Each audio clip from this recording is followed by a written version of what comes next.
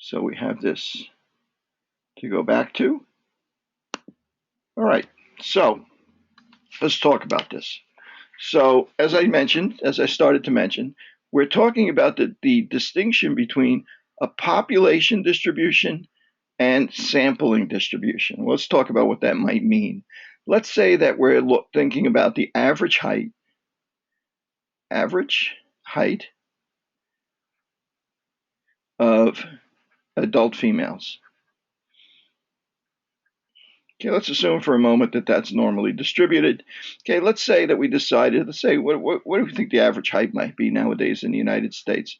I'm going to take a wild guess and say maybe, let's see, 60, let's say 65 inches, right? Say the average height is 65 inches. Okay, let's say that we expect, there's going to be some women that are maybe just about six, 5 feet tall. Not that, most women will be around that 65 inches. Maybe we wouldn't expect too many women that are shorter than 5 foot, and we wouldn't expect too many women that are taller than 6 foot, right? There are going to be there's going to be a number of them there, right? But not as many as we would expect to be between 5 foot and 6 foot tall. So let's see, 5 feet would be 60 inches, and this would be 72 inches. Did I get that right? 5 feet. I'm going to make this 66 inches. So it actually comes out right in the middle there. Gets to call the average height of females 66 inches. What is that? That's 5'6" Okay, so maybe the distribution here, we're going to see more people close to the middle than we see to either side. Let me just turn this off. Okay, and so our distribution might well look something like this. Right? That's our population distribution. That's all the women in the population might be distributed like this. And we might say to ourselves, probably only about 2.5% of the women are under 5 feet tall, and only about 2.5% of the women are over 6 feet tall. Right? With 95% of the women being between 5 foot and 6 foot tall.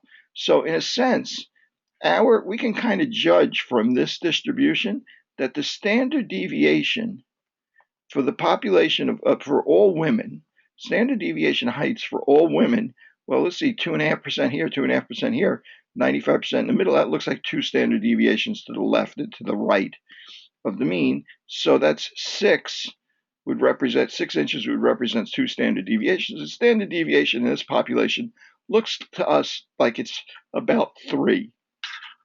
Right? So one standard deviation would be here, and two standard deviations would be here. One standard deviation would be 63 inches.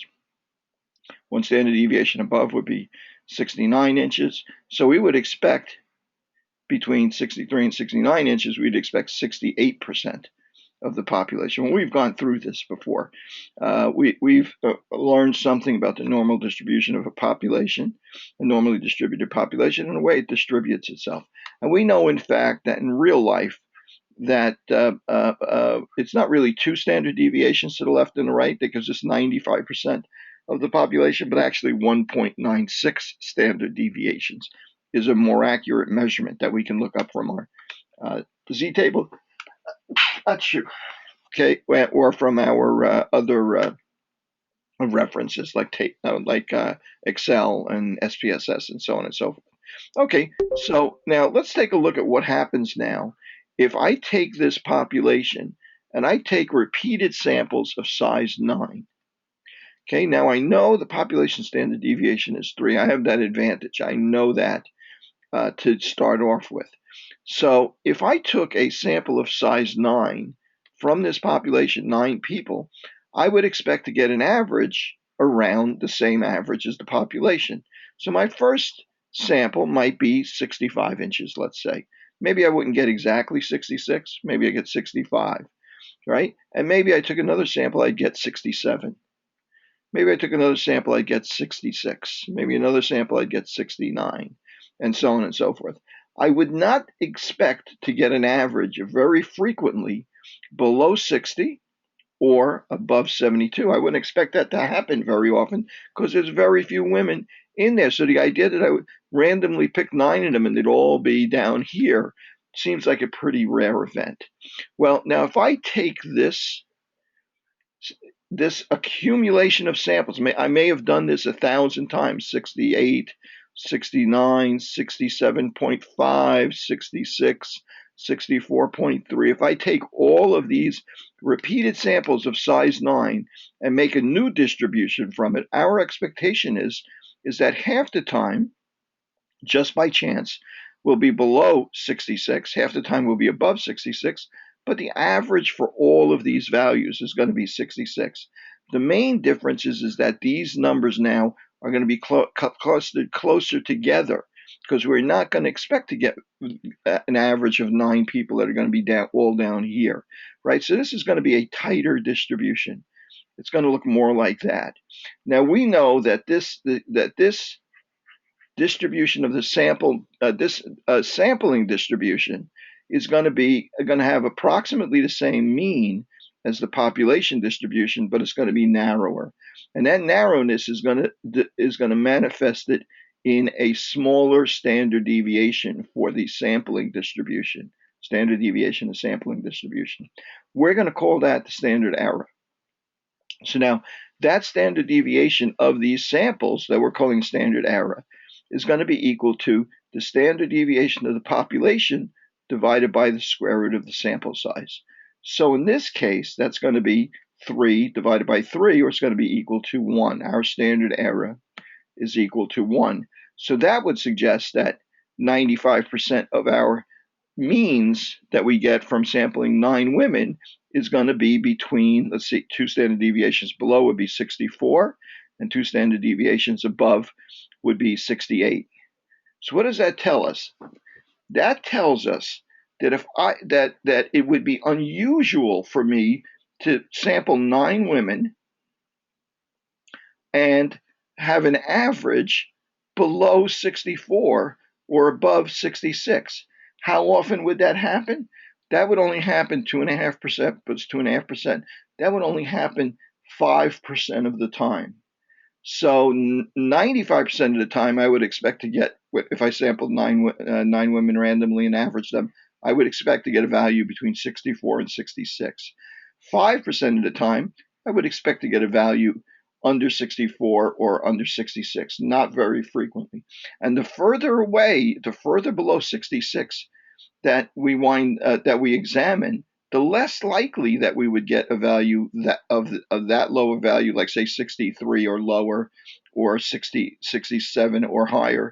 The further away from the mean, our expected mean, the far less frequently we would expect that to occur. So since this is asymptotic, we can't rule out that we might get a sample 9 women from here and get a value, say, as low as 62 inches in height. That could happen. It's not going to happen very frequently. It's going to be a rare occurrence. Okay, it's going to happen so infrequently that we're going to say that if we get that low a value, that far from what we would expect to get, that we're going to think maybe there's something wrong. Like maybe we're not drawing that from this population, but from another population that happens to have shorter women in it, right? So we're going to take advantage of that tool as we go forward. Okay, so let's take this a little bit further. Okay, so that's what we looked at here. We looked at the sampling distribution of a mean. Now, we said to ourselves, okay, if we know the populations, if we know, if we take a sample, I'm going to take another, say the same population. We don't know what the mean is right now. We want to examine that. Let's say I told you that the standard deviation for the population was equal to 3 inches.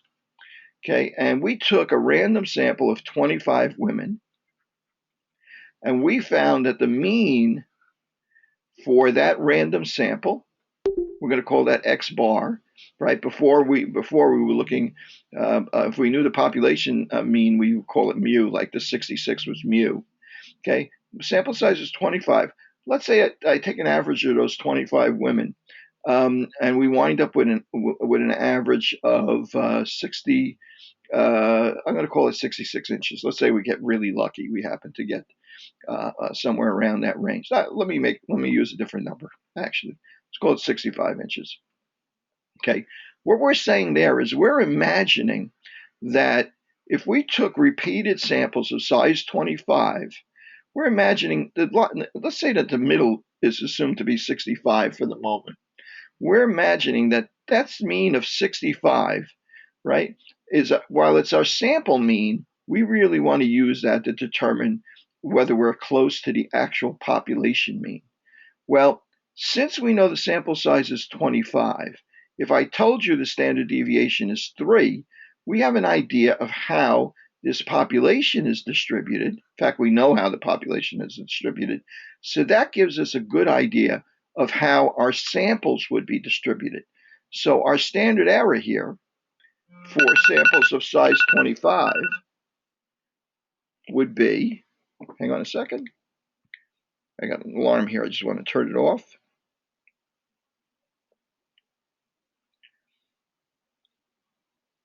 Okay, our standard error for samples of size 25 is going to be equal to our standard deviation over our square root of our sample size, right, which is going to be 3 over 5 is 0.6. So we would say to ourselves, let's say for a moment that we got this exactly right. That really is the mean of the population, right? Well, we would expect that 95% of the results for a sample of size 25 would be between 0.6 times 2 standard deviations, 1.2 less than that, which would be 63.8, or 0.6 times 2 standard deviations above that, which would be 66.8. 66.2, I'm sorry. 66.2 would be between those two values. 95% of the time, we would get a sample from a population that had this standard deviation and a mean of 65 between those two numbers. Unfortunately, we don't know if 65 is the real population standard deviation. In fact, we may never know what mu is equal to. That may never be known to us for certain. All we know is that, gee, we're wondering whether it's distributed this way. We have a pretty good idea it's distributed this way. And in this particular sample, we got a result of 65 for an average. So what we can say instead is that, in a sense, we are 95% certain that we would expect that we would be within 2 standard deviations of the mean, given that we know what the standard deviation of the population is, right? So the mean is 95% certain to be between 2 standard deviations, 2 standard errors above and 2 standard errors below the mean of the sample that we just took, because we're kind of like switching this reasoning around. In other words, 65 is within 2 standard deviations of the mean, so the mean is within 2 standard deviations of 65. So this range of 2 standard deviations becomes a confidence interval for us. This is our sampling distribution, our proposed sampling distribution. It may not be the real one because we don't know really where the center is. We don't know the true center or the true mean of the population. But we can kind of deduce that we would expect 95% with 95% certainty that the true mean is going to be between these two numbers. Okay, now I took a liberty here. I used 2 times the standard error, right, and added and subtracted it from my sample mean, right? I used 2 times standard error, but we really know, in fact, it happens to be 1.96 times the standard error. We use that 1.96 because we know that that's that number of standard deviations on either side of a mean represents 95% of a population. Okay, now, and that's just the way a standard normal distribution is. We know that from the table and from our equations.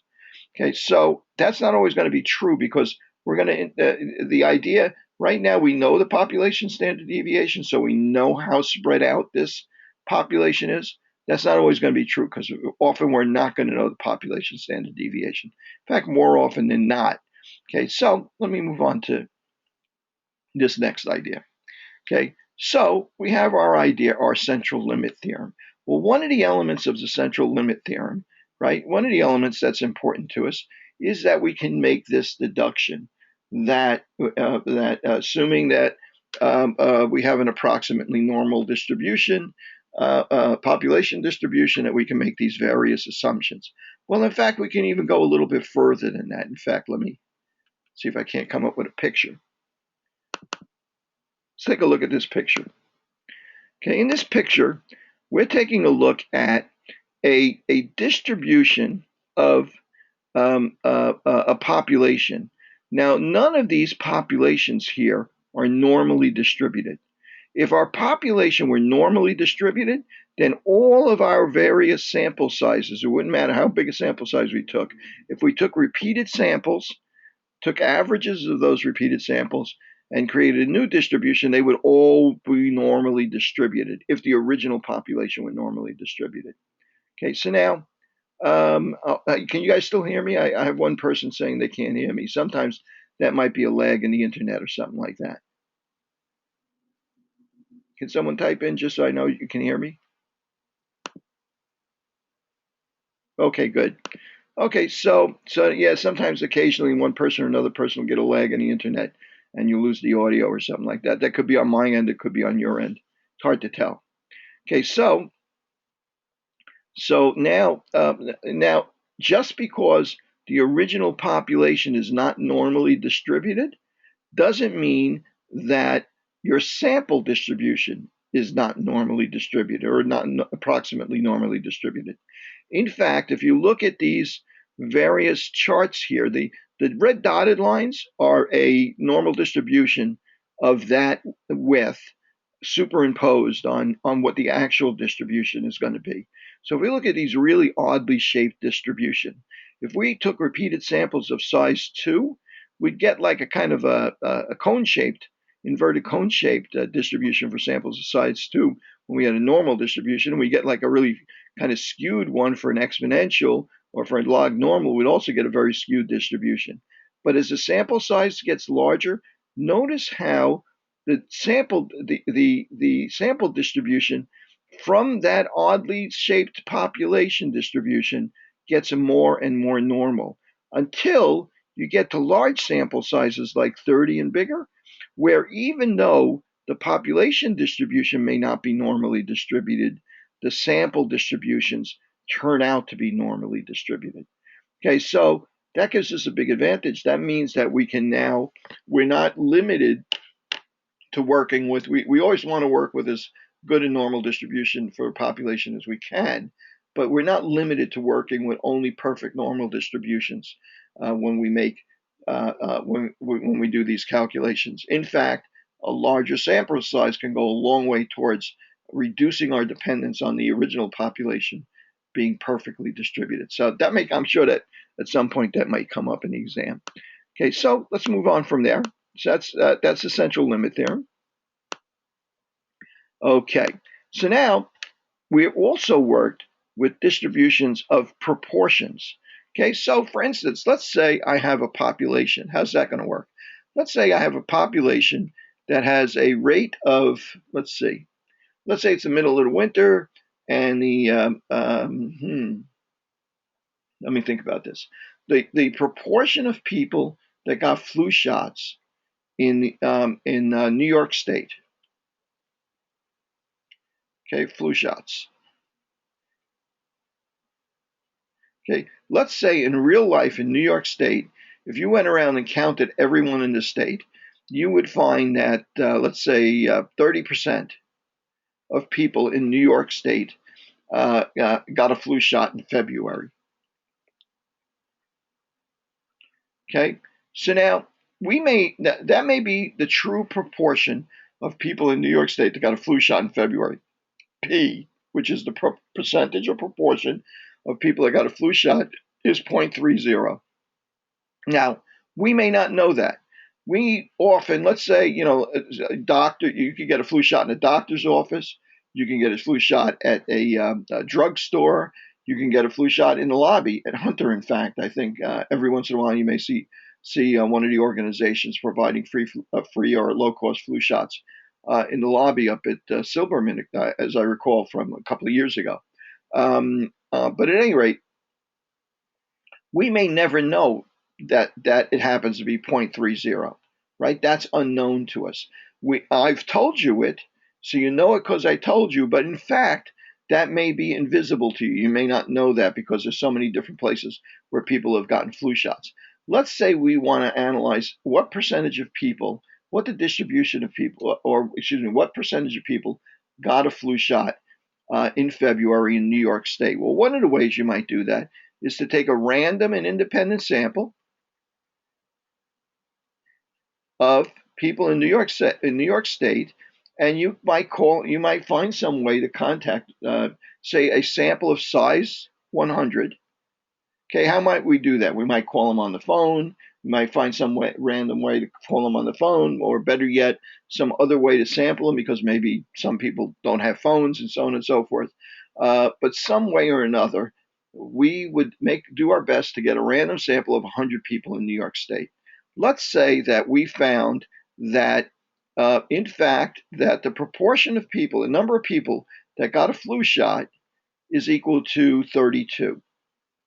Okay, well, we don't know what P is. I know what it is over here, but we really don't know what P is. Okay, so as far as we're concerned, it appears to us that P is probably equal to 0.32. Okay, so now the percentage of people in New York State, we think, based on our sample of 100 people, is equal to 0.32. Well, P is not the true population proportion. So instead of calling it P, I'm going to put a little hat on it and call it P cap, kind of like the way I use X bar. These are both point estimates, right? Estimates of the middle of the distribution, or what the percentage is, right? So I'm going to say to myself, okay, let's say that our P cap, our estimate of the population proportion based on this sample, is 0.32. Well, that's very nice, but just like in the other numerical samples, I'd be interested in knowing, well, how well do I know what the proportion really is in case I want to compare it to some other number?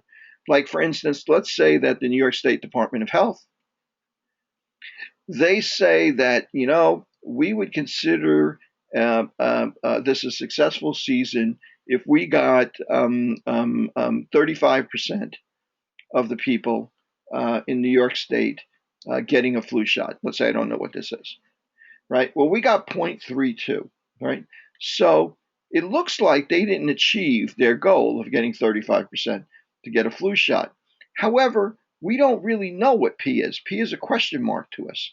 We could very well take a sample, it could be 35%, and we took a sample of 100 people, it would only take 3 people to, 3 people out of 100 that had flu shot versus didn't have flu shot versus did have it, to change this proportion from 35 to 32%, right? So maybe they did. Now we need to know how well we know the real population proportion P. So we need to know the effects of a sample size of 100. Okay, so in order to calculate this, just like before, we have to know what our P cap is, and we have to know what our sampling distribution is. Not our population distribution, but our sampling distribution. We need our standard error, right? So our standard error before was it was calculated by taking the standard deviation of the population over the square root of the sample size. In this case, we're not going to use this formula. In this case, we're going to use the formula: the square root standard error is equal to the square root of P, the population, the proportion that we got. If we know the population proportion, that would be great, but we don't, right? So P in this case is P cap times 1 minus P cap, right, over N, and square root of that whole thing. So in our case, the standard error is equal to the square root of 0.32 times 0.68 over 100. And then we're going to take the square root of that. So I'm actually going to work that out now. 0.32 times 0.68 equals, okay, 0.26 divided by 100. equals 0.002176. And then I'm going to take the square root of that, and it comes out to 0.047. I'm going to call it 0.047. So our standard error is equal to 0.047. Okay, so now we know our estimate of the population. We know what P cap is. So now we want to determine what level of certainty that I know that with, what range that I'm willing to say that the true population mean falls within. So let's say that, let's see, it's going to be P cap, and we know we're going to add and subtract a margin of error from that. And our margin of error is determined by our the level of certainty that we're interested in, right? So for 95% certainty, we're going to use 1.96, right? 2 if you use the rounded value, times our standard error, which is 0.047. So P cap is 0.32 plus or minus 1.96 times 0.047. Okay, in fact, I still have this here, so I'm going to clear my memory, and I'm going to put it into memory. And I'm going to say, oops, actually, I'm going to clear memory here. I'm going to multiply that by 1.96. And that's what I come up with. That's my margin of error. That's that 1.96 times 0.047. Our z-score times our standard error. And I'm going to put that in here. Memory plus. Good. Okay. So now I'm going to clear that, and I'm going to subtract it from 0.32. 0.32 minus that margin of error comes out to be 0.228. Well, actually 0.229. 0.229. Right? And our upper end of our confidence interval that we're calculating now, that you guys have figured out by now that this is the confidence interval, is going to be 0.32 plus, I'm going to recall, oops, did I do that right? 0.32 plus, whoops, I didn't clear that, did I? 0.32 plus, oh, why do I keep doing that? Clear, all clear, 0.32 plus, that's worked better. I guess I had to hit it twice. 0.32 plus our margin of error, which is equal to 0.411. 0.411. Notice in this case, I was a little bit more careful. I didn't round until I completely finished the calculation, right? I didn't round the first parts of it. Since they were already in my calculator, that was easy to do. So it looks to us like the true population proportion based on our sample and the result for our proportion, our incidence of people that got flu shots in February. It looks like that the true proportion, we're 95% sure that the true proportion is between about 23 and about 41% of the population. Well, you know, maybe the New York State Department of Health did meet its goal.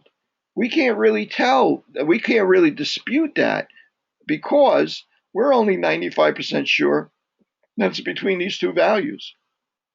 Had the New York State Department of Health been aiming for a compliance of 45%, we could have said to ourselves, you know, we're 95% sure the true proportion is between these two numbers. So it really looks to us, we're 95% certain that the Department of Health fell short this year of getting the percentage of people that they wanted to get a flu shot to actually obtain one, right? So we can use this as a tool. Now, normally we don't use the confidence interval to do a test like this. In this case, we're doing something where we're taking the confidence interval to estimate what a mean is, and then comparing it to a known proportion. What our estimate of a proportion is, comparing it to a known proportion, kind of like a single sample test that we're looking for. So we can kind of use it a little bit more comfortably here. We would not use this technique for two samples, where we would sample 100 people from one population, 100 people from the other population to see if they had the same rate of getting flu shots. Okay, so we got to be a little careful with that, but you can see how we can interpret this to mean that we're pretty sure that these two proportions are different from one another. Okay, so let me stop for a moment and ask if there's any questions so far. Any questions so far? Does that make sense? Okay, good. Okay, good. So this is a good foundation. We're going to go through some problems. This is a good foundation. We're going to take this a bit further. We're going to go now and make the calculation more confidence intervals too, but talk about t-tests and so on and so forth. And a lot of this will be in preparation. On Saturday morning, we'll continue this and we'll actually do like hypothesis testing and the various kinds of t-tests. I'll try and make sure we do at least one sample of each kind of t-test.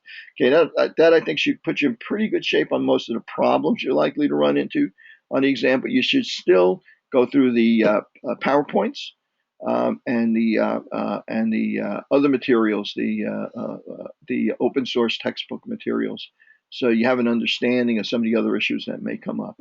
Some of this will come. You may see some of the ideas about the central limit theorem.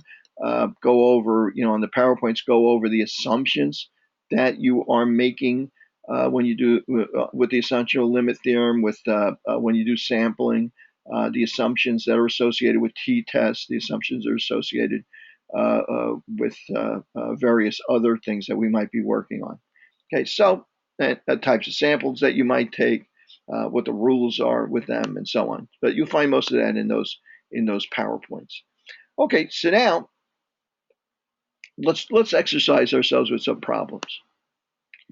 Okay, let me just pull this up here. Let me start with this.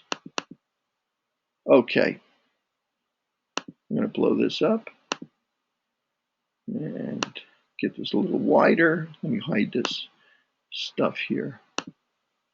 Make it a little easier to see. Let's now start with a proportion. Let's start with this. In a recent survey, selected subjects who identified themselves as Buddhists, the following responses were collected for the number of hours daily spent watching TV. Calculate the mean, standard deviation, standard error for this sample. Use this information to calculate a 95% confidence interval for the mean hours of TV watched by all U.S. Buddhists. Okay, I don't know that Buddhists watch less TV. It's kind of like a weird, bogus kind of example, but let's give it a try. Okay, so what do we know here? We have a sample of 9 people, 0, 5, 0, 1, 2, 1, 3, 2, 0, right? Let's take a look at those numbers and calculate the various statistics that we're going to be interested in for this. Okay, I'm going to open up Excel. I'm actually going to just go ahead and type these right in here.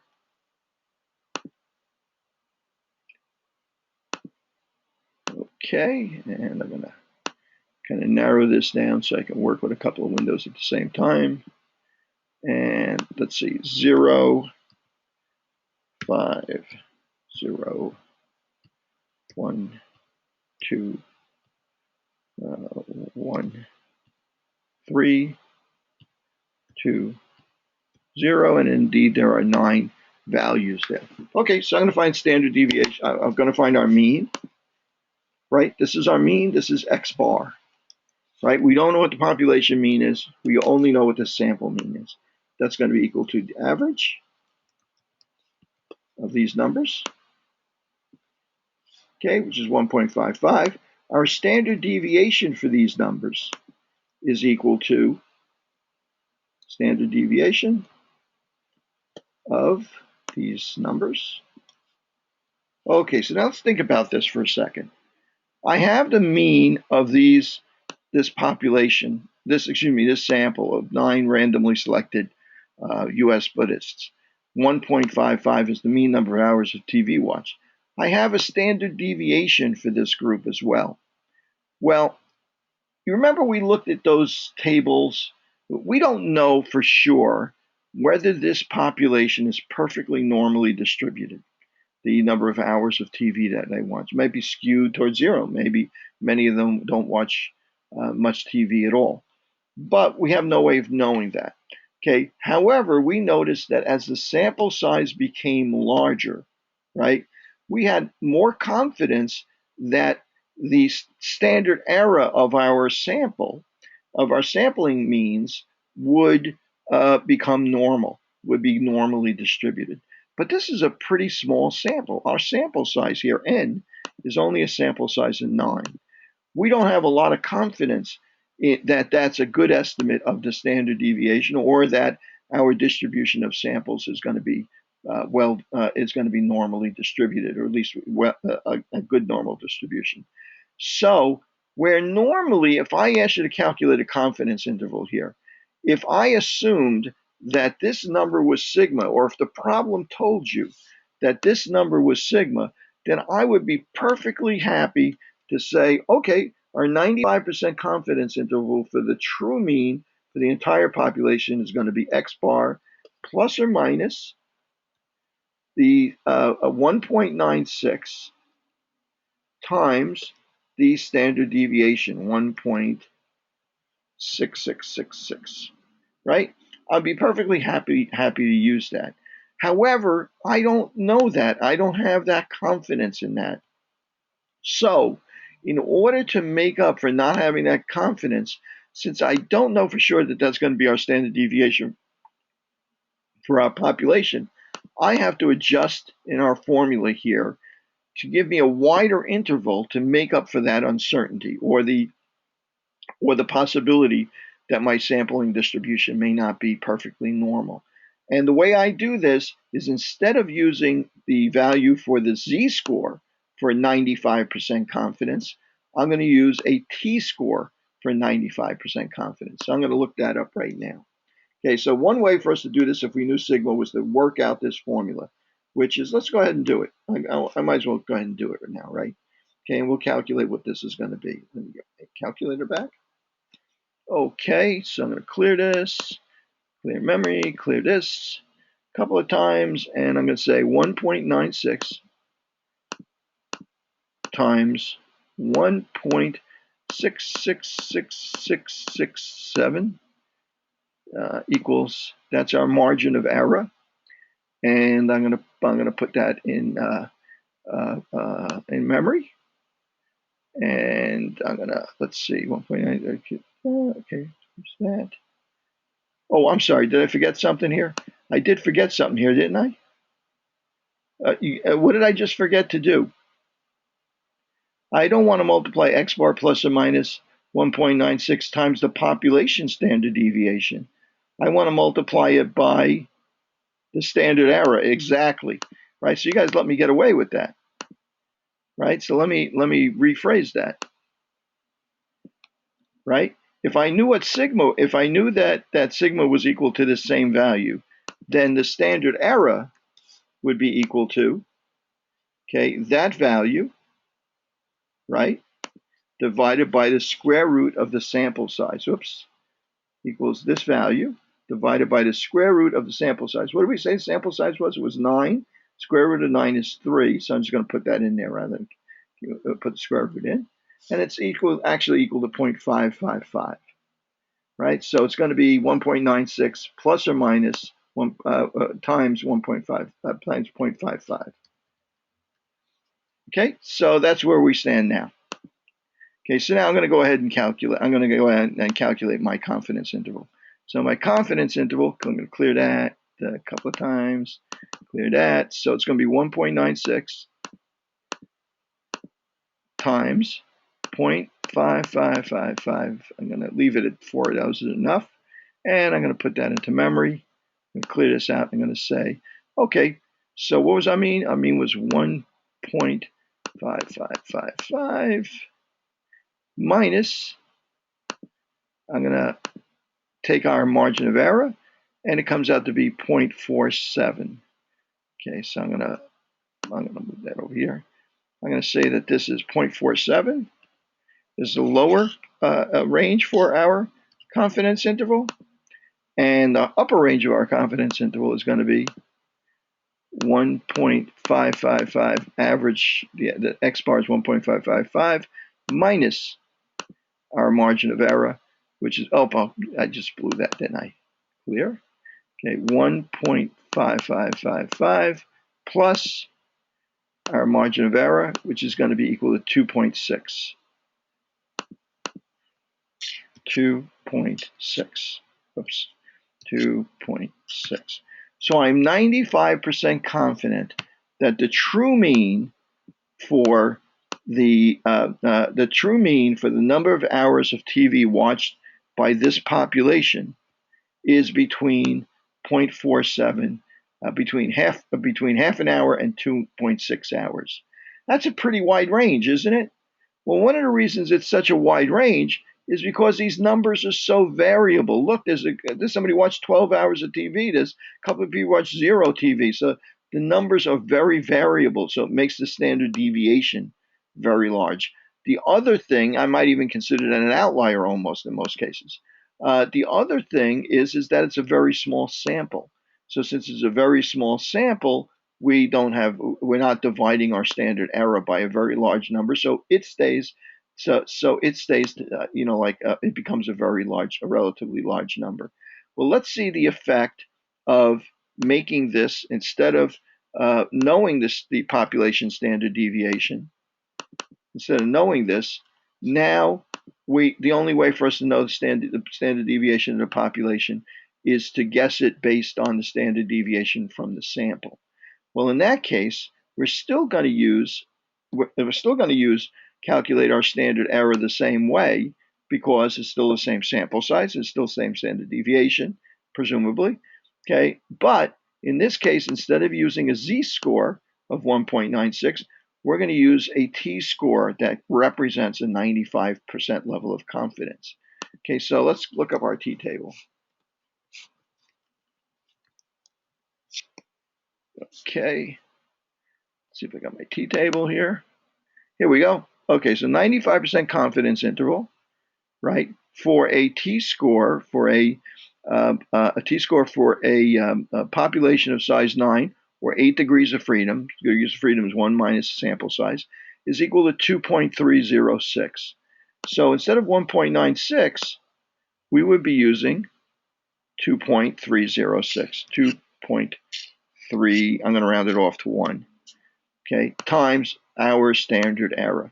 Okay, so in this case now, our confidence interval is going to be wider because we're not as certain as we were before, if we having said that we know what the population standard deviation is. So let's calculate what it's going to be now. Okay, it's going to be equal to well, let's see. First, I have to calculate my margin of error, which is going to be 2.31 times 2.31 times 0.5555, and I'm going to put that into memory. I'll clear that out. It's going to be equal to 1.55.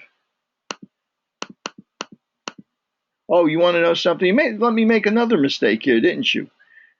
Where did I get that 1.5? I'm not sure where I got that 1.55 from, but the mean is 2.7. You have to pay attention to what I'm doing here. You let me get away with it again. It's actually, it's actually 2.7777 is our mean, right? Minus our standard error, and that's equal to 1.5 hours, right? That's 1.5 hours. Okay, don't let me get away with these mistakes. Gets me worried here that you're not paying attention to me. 1.5, or you're not paying attention to what's going on here. 1.5, right? Okay, so now I'm going to add my margin of error now, clear that out, and it's 2.7777 plus our margin of error, which is going to be 4.06. I'm going to call that 4.1. Okay, just so we can see that there is a difference here, I'm going to go back and recalculate this. Okay, X bar. Okay, this is going to be, instead of 0.47, let's see what it's going to be instead. Previously, let's see, our margin of error was going to be 1.96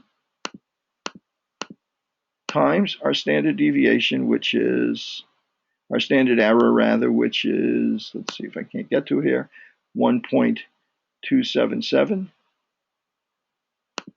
You know, I don't know what, you know, because this is off, you can't see it here, but I have windows open that block part of the spreadsheet for me on the right hand side. So I keep getting the numbers wrong here. This should be 1.95 times our standard error, whoops, which is 1.2777. And this should have been 2.3 times 1.2777. Okay, let me see. And that's B, yeah, that's our standard error. Okay, so I'm going to do this one more time. I insist that we get this right at least once. Okay, so our mean is 2, I'm going to bold this. Here's our mean. In fact, I'll make it red. And here's our standard error. I'll make that red and bold also. Okay, so it's going to be 2.777. Okay, I'll start with that one. Okay, it's going to be equal to, let's see, I'm going to calculate my margin of error first, 1.96 times 1.2777. Okay, I'm going to put that in memory.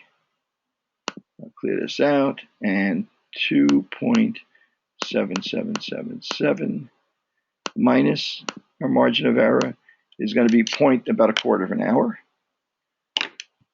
0.27.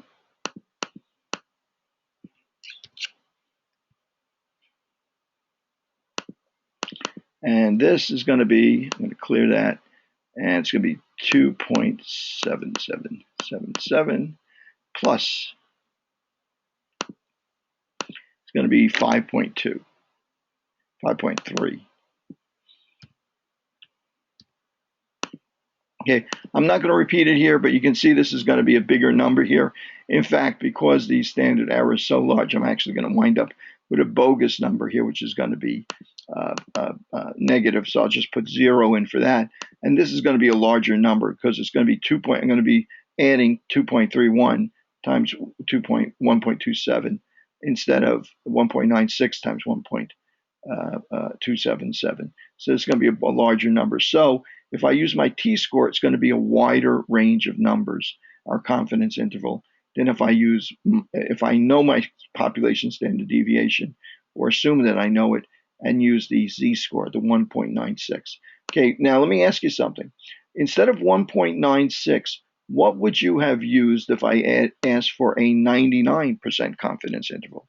What number would you have used instead of 1.96? Can I get an opinion on that?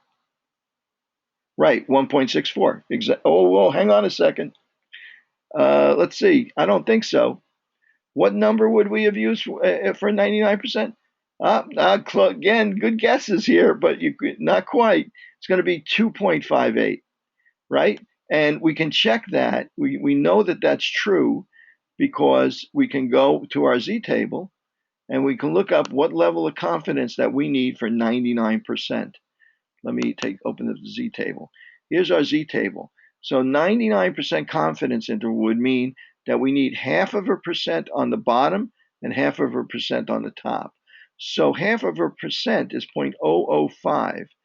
0.005, an area of 0.005 would represent, here we go, would represent a z-score of 2.58 is about the closest that we're going to come to it.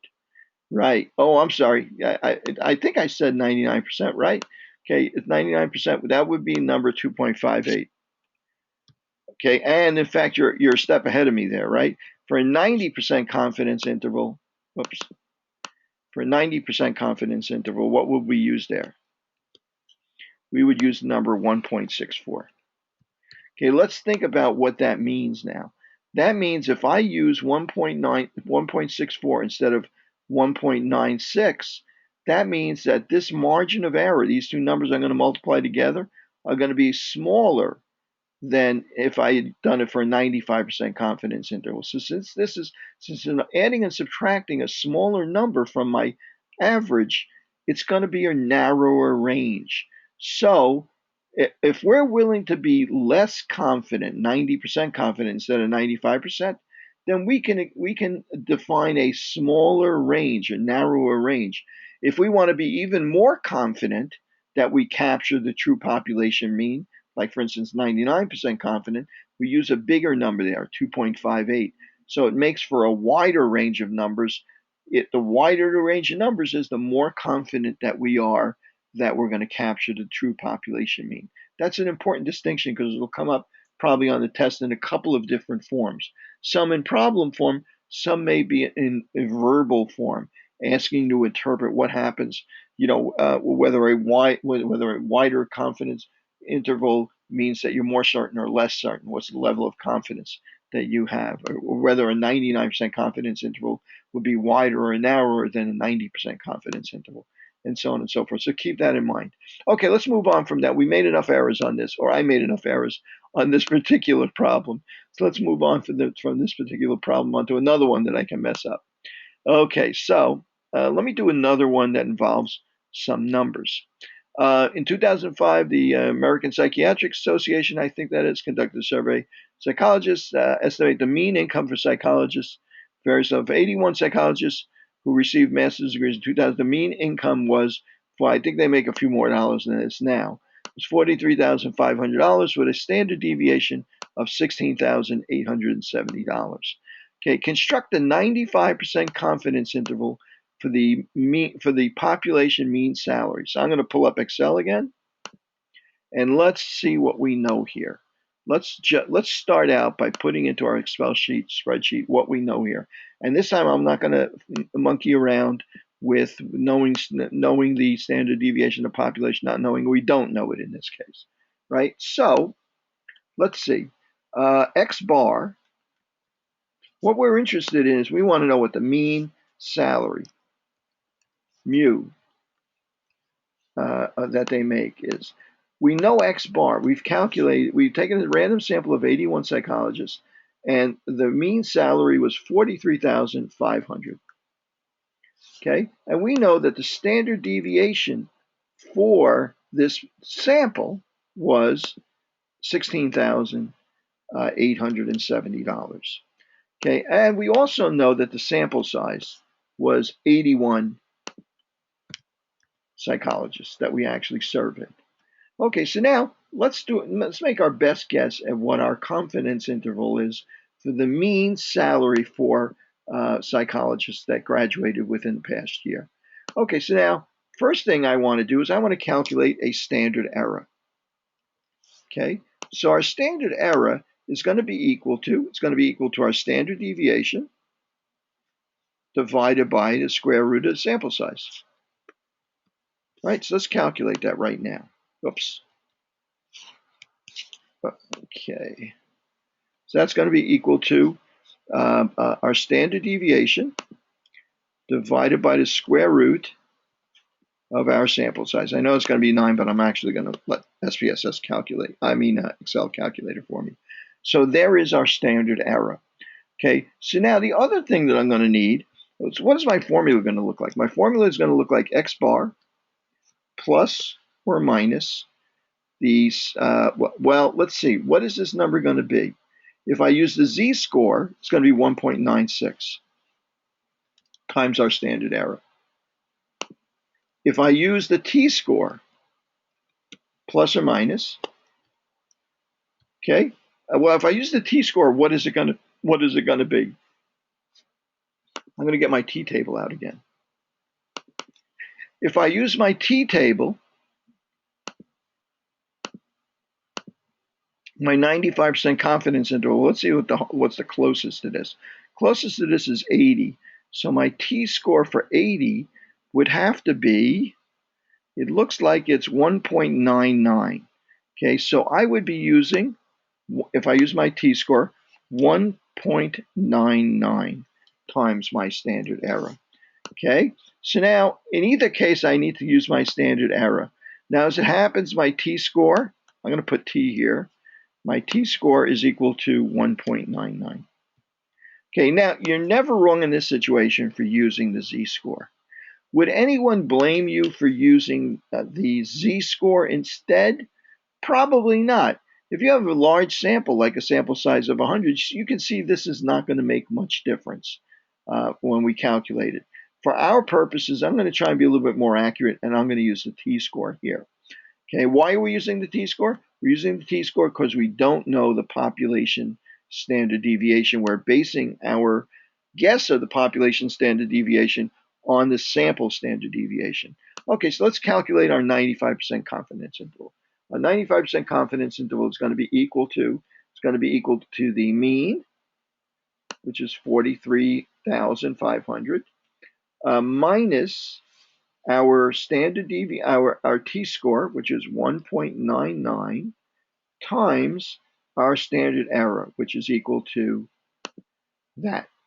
Okay, so now let's see how I'm going to do this. I want to put this into parentheses, so it does this calculation first.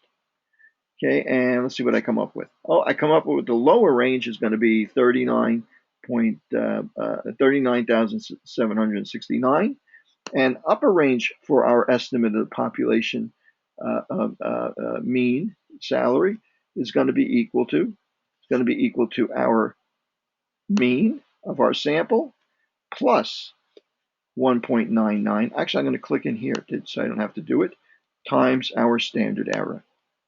And again, I'm going to put this in parentheses so that I'm sure it does that multiplication operation first, which it probably would do anyway. Okay, and that comes out to 47,200. So notice we're on either side of the mean that we calculated here. And it's actually, this range, the mean is actually in the middle of these two. We know because we're adding and subtracting the same amount from either side of that mean. So we're 95% sure that the true population average salary for this, average salary for this population is between these two numbers.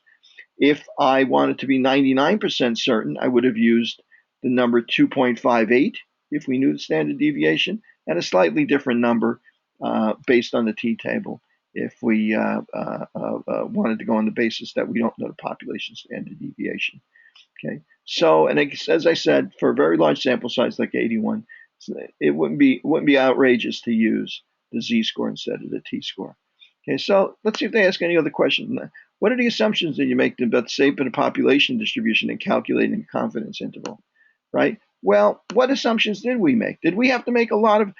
One assumption that we made is that this sample that we took was truly random and independent, right? Like we didn't go to one school of psychologists. We didn't go to just the Yale graduates or Harvard graduates. We had a true population mean that were independent and they were random. Now, as far as the population is concerned, did it have to be perfectly normal, the population? We'd be perfectly happy with a population that's not perfectly random, that's reasonably random, but normally distributed. It doesn't have to be perfectly normally distributed. And what rule is it that we use to justify that? You guys remember the name of that? The central limit theorem, of course. Okay? So I want to do one more problem that involves, instead of the numbers, well, we did a proportion, I guess, didn't we? Let's do one more with a proportion. So I can't find one. I don't want to do an election. We've done too many elections. Okay, let's do this. Well, maybe this. No, okay, let's do this one. This is an interesting one. Okay, it's interesting because the sample size is so big. Let's do this anyway. Okay, so now, what are our assumptions here? Anybody remember what the assumptions were here? The assumptions here, when we work with a proportion, is that it's a random independent sample and that the sample size is greater than 30, okay, or greater than 15 on each side of the proportion. Well, in this case, we've got a sample of 30,000 people, and we're talking about 20% is in one group, that'd be like 6,000, and 24,000 are going to be in the other group, so that's not going to be anywhere near a problem. Okay, so let's work this particular problem out.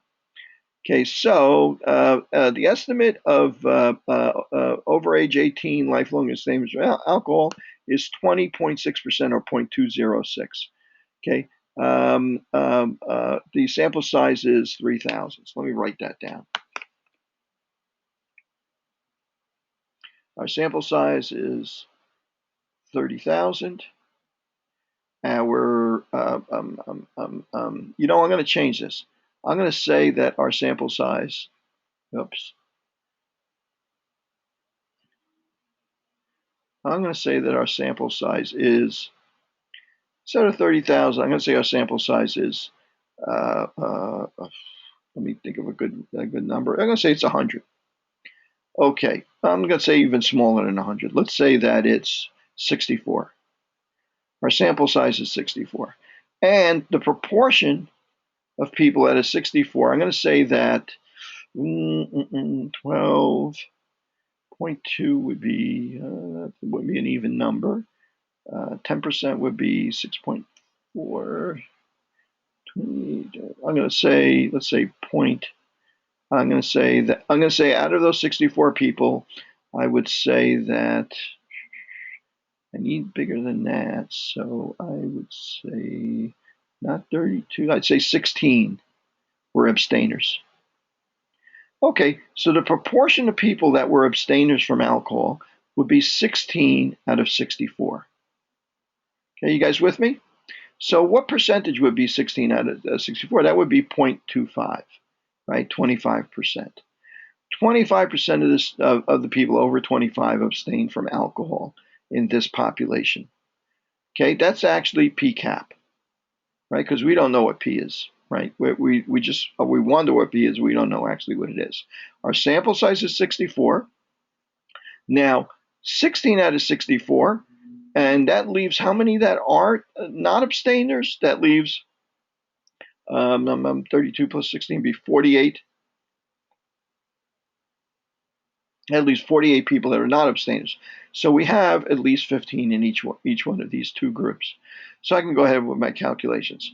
So now, besides P cap, in order to calculate my confidence interval, I need P cap plus or minus either my T score or my Z score. I'm going to call it T because I'm going to call it Z because we're working with a proportion and we know our sample size is large enough, greater than 30, so I can, and we have at least 15 people in each group, so I can go ahead and use the Z-score instead. Plus or minus a Z for a alpha of 0.05 or a 95% confidence interval times our standard error. So I know what P cap is. I know what Z is going to be. That's going to be 1.96. So the only thing I'm missing, this is going to be 0.25. The only thing I'm missing is my standard error. And again, my standard error is equal to the square root of, let's see, P cap times 1 minus P cap over the sample size, which is equal to, let's see, going to be equal to 0.25 times 0.75 over 64, and the square root of this whole thing. Let's go ahead and calculate that. Probably should have done this in Excel, right? It'd be hard for me to make it's much harder for me to make an error in Excel. 0.25 times 0.75 equals divided by 64 equals that. We're going to take the square root of that. Equals 0.0541. So let me clear out our memory. Put it into memory. I'm going to clear that. Okay, so just to see again what it is. So our standard error is equal to 0.0454. I'm going to round this. So I'm going to take the liberty of rounding it off.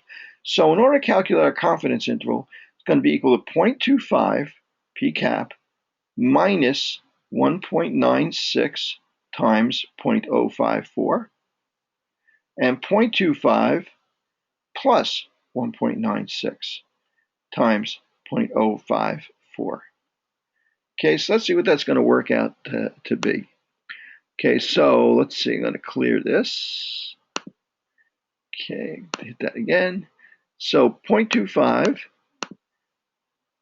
minus our margin of error, which is 1.96.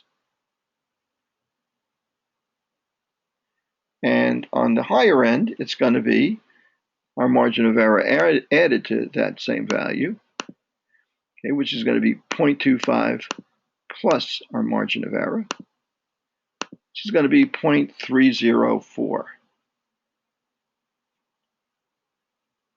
So we're 95% confident,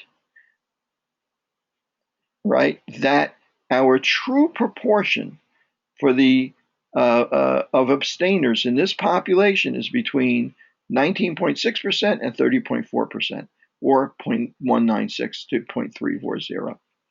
Okay, so I guess we're having maybe a little bit of congestion again on the internet. I see somebody